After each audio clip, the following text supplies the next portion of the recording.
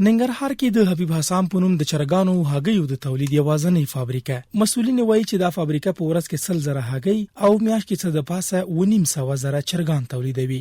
د دوی په خبره په پلان کې لري چې راتلونکو شپږو میاشتو کې د نسلي چرګانو تولید هم په هیواد دننه پیل کړي چې ورسره به د مارکیټ تقاضا پوره او د بهرنۍ وارداتو مخه ونیول شي. ګورو په بس کې تولید لرو چې هر میاشت 3.5 لکه چرګوړي دلته تولیدو او 3 لکه چرګوړي بارم چې کوم ځای نه جاته تولید دا 9 لکه چرګوړي موږ معنا تولید لرو او د چرګانو په بس کې موږ تقریبا یو لګاګي څه زیاتې کمې روزانه تولید لرو او ټول ضربیات هم چې د 2.5 لکه چرګان او راتلونکي کې لمن دي چې هغه کوم نقصي چرګان چې د افغانستان اصلي ضرورت دي او افغانستان په دې بس کې ستونزې سره مخامخ دي.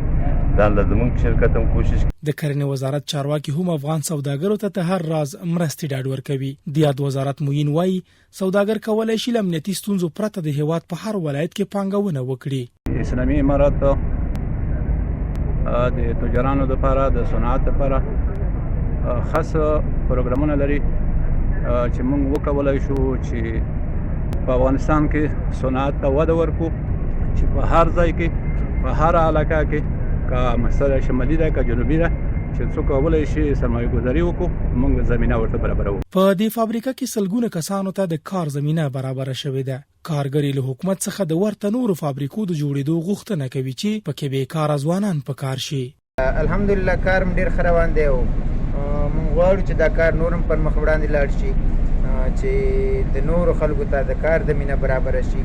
له دې وړاندې له گاوند پاکستان نه ننګرهار او بیا هیواد ته د چرګانو واردات ډیر کېدل خو اوس لیدل کېږي چې په دې برخه کې ډیر کار شوی او د ځان باسیاینې پر لور ورنږدې شوي یو.